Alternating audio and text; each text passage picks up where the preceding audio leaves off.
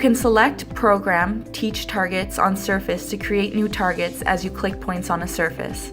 The targets will be normal to the surface by default, but you can change the tool orientation by using the additional options on the left panel.